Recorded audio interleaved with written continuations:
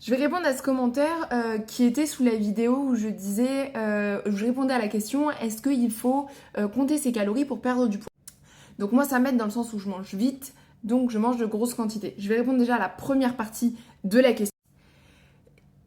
Je suis d'accord, le fait du coup d'avoir une appli pour compter, ça permet de voir un petit peu le volume qui serait nécessaire pour atteindre les objectifs, que ce soit un maintien du poids ou une perte de poids. Néanmoins, ça va pas régler en général le problème. C'est-à-dire, donc déjà, il faut voir est-ce que je mange vite.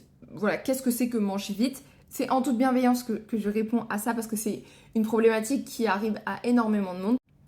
Donc, je mange vite. Déjà, il faut voir qu'est-ce que c'est que manger vite, d'où ça vient. Est-ce que c'est un problème de temps? Est-ce que c'est une habitude? Est-ce que c'est je m'en rends pas compte? Est-ce que c'est parce que j'ai toujours grandi dans un environnement où j'ai été hyper pressée et il fallait toujours se dépêcher pour X ou Y raison? Et ensuite, il faut travailler dessus. Parce que effectivement, le fait de manger vite, au-delà des quantités, déjà c'est bien de savoir que quand on mange vite, on a tendance à manger plus. Tout le monde ne le sait pas. Et du coup, il faut aussi voir, ok, je mange vite, comment je peux améliorer le fait de manger moins vite. Et ensuite, dans la deuxième partie du commentaire, tu nous dis que ça permet aussi de mettre de meilleures choses dans l'alimentation. Et ça, je suis tout à fait d'accord. Mais ça, c'est pas forcément nécessaire de compter les calories. C'est bien de faire un bilan nutritionnel pour voir un petit peu quels sont nos besoins et quels sont les manquements ou les peut-être parfois un petit peu trop plein dans l'assiette. Et ça, c'est un bilan qui peut le faire sans avoir à compter les calories.